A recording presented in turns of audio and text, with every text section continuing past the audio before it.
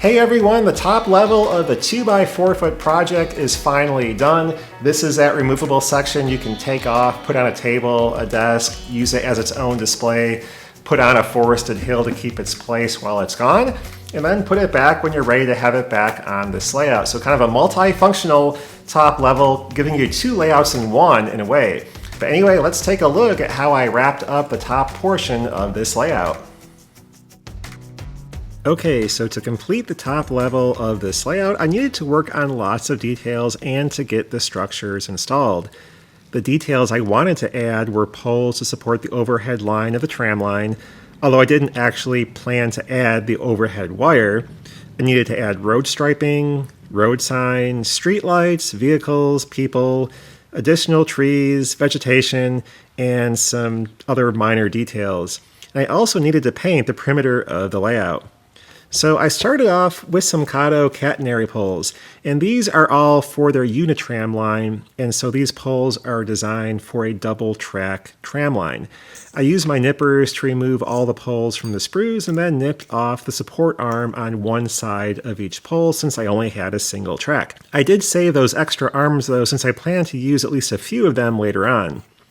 I sanded all the cut edges, stuck them in a piece of scrap foam, and then painted them outside with some gray spray paint and set those aside to dry. While that paint was drying, I worked on the road signs. I have a pack of these Tichy, if that's how you say it, signs, as well as some Blair line signs. And I started with the Tichy ones and just nipped off the top part of each sign from the sprue, but left the bottom of the pole attached. And this way I could paint them easier, since I could basically have all of them still held in place by the sprue. I put those aside for a minute and decided what other signs I wanted to use from the Blair line pack. I cut out some speed limit signs and railroad crossing signs, and then I opened up one of their packages of just poles and took out enough poles for each of the signs. I glued on the poles to the back of the signs and then sprayed them with some accelerator so the glue would set instantly. I put all the signs on a paper towel and mixed up some silver and gunmetal paint to use to paint the signs. I painted all the poles as well as the backs and sides of the signs with that paint mixture, but you could also just use something like a silver Sharpie marker instead. I set all those aside to dry and then moved on to the most dangerous and most risky part of this whole operation, adding the road stripes using a Woodland Scenics road striping pen. They can work fantastic, or you can have total disaster. But if you're very careful and you follow the directions and you don't depress the tip for a long period of time, usually you're fine and everything will work great. So I started with a straight section of road at the top and used a ruler to make two parallel yellow stripes in the middle of the road, and that's easy enough to do. Then I moved on to using a flexible ruler, which is also from Woodland Scenics, and then bent that so I could draw a curved white stripe at the start of a street parking area on one side of the road, and then use a straight ruler and a vehicle to mark out additional parking spots. Next, I bent that curvable ruler to match the curve of the road, and then did a center line for the first third or so of that curved section. That worked pretty well, and then I moved on to the remainder of the curved part of the road, and it didn't quite work out the way I wanted, and the road striping kind of was not centered the whole way around. I left that for a minute and then moved on to painting that last straight section of road at the bottom, and then I just simply painted over the road in the area where I messed up the striping. And, it's not that hard to repaint the road, and you can kind of just redo the stripes as often as you need until they look good. And so that's what I did here. And while that paint was drying, I worked on adding handrails to one of the stairways. And the stairway and the handrails all come from a Walther's warehouse kit. They were just left over from that. And so the handrails did match the stairway perfectly, so there was no issues there. I used one handrail along the road as a guardrail, and then I used the other on the stairs themselves as the actual handrail. And I painted these actually with a silver Sharpie marker since that was pretty easy to do. Then I just poked holes in the scenery for the poles of the railings and then glued them in place with some super glue, and I think it turned out really nice. I eventually did get the remainder of those road stripes repainted and then moved on to installing streetlights. And these lights were ones I had picked up off eBay many years ago, and they have LEDs in them, but I didn't plan to have any working lights on this layout, and so I just nipped off the wires. I did, again, use that silver Sharpie marker to paint all the plastic parts of the streetlight so it would match the silver metal poles, But otherwise, I just drilled holes where I wanted each light to go, and then glued them in place with a drop of super glue. And with those poles in place, it was time to move on to installing the road signs. Again, I had speed limit signs, signs indicating a curved roadway, and the railroad crossing signs. Really, I wanted tramway crossing signs, but I didn't have those, so I just used railroad crossing signs. I simply drilled small holes and glued each sign in place like everything else. And adding details like road signs really does go a long way to improving the realism, and it's a lot of fun to do too. Once those signs were done, I worked on adding the catenary poles. Now, the Catary pole set comes with different length arms, since the poles are designed to work with their Unitram set, which has both straight and curved track sections. And you of course need the poles farther away in the curved track section so you don't have any clearance problems. So I tested out different poles in different spots to see which would work best with the numbers that I had, so it would have proper clearance and I could get the center of the support arm that would carry the wire directly over the middle of the track. So once I figured out the best placement of the poles, I again just simply drilled a hole, put in a drop of glue, and installed each of the poles.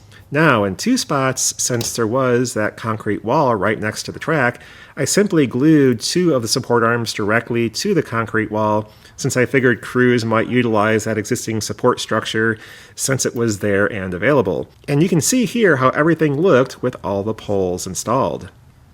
Next, I worked on painting the sides of the layout section. I just mixed up some flat and some gloss black paint to give a semi-gloss paint and applied that all around the back and the front edges of the layout. And that really does help to finish off the look of the layout section, making it look a lot more complete. The last big step was getting all the structures installed. Now, previously I showed how I added window blinds and such to all these structures, but I still needed to add interiors to the lower storefronts of all the structures. In the past, I've just printed out store interior pictures and used those, but I came across this Etsy store that has photo packs of store interiors, and so I decided to buy one of those packs and use those. I cut out all the interiors that I wanted to use that were appropriate for my structures, then I simply put some glue on the edge of each photo and stuck them in place. Most will fit with a bend like you see here, but you could also just glue them on flat up against the windows. I also cut out and stuck a block of foam into the interior of each structure to help glue the structure in place. I scored the foam so the glue would have something to bite into as well, but otherwise did not attach it to the interior of the structure. I ran a thin bead of super glue around the edge of each structure and then put a big glob of hot glue in the middle of each of the structure on the foam, and then stuck each building in place. The hot glue would spread out, bite into the foam, and kind of spread to the edges of the building, so it was important to hold the building firmly in place, otherwise the glue would start running out underneath the sides of the structures. So once that hot glue set up, I moved on to all the remaining structures and got all of them securely attached. Next, I glued on a couple dumpsters behind some of the top level structures and then glued on several vehicles. I tested the tram one more time to make sure everything still ran well, and then moved on to finishing up the scenery. I used some Woodland Scenics fine leaf foliage for a few of the trees that I tucked in behind or between some of the structures. I didn't want to add too much to this level, since anything near the edges would just end up getting broken off at some point. I also added some glue and some ground foam along the structure on the edge of the layout to help hide the seams and gaps along that base of the structure and the back edge. And the last step was to add some people. I added a bench along the sidewalk on the lower level with 4 people sitting there and then random people standing around the rest of the layout. And all these figures are from Woodland Scenics figure packs. Anyway, with that, the top level of the layout is done. And yes, I might still come back and add a few more details that are missing, maybe a few more weeds or bits of trash or things like that, but overall, I think this part of the layout looks largely complete, and I'm pretty happy with how it turned out.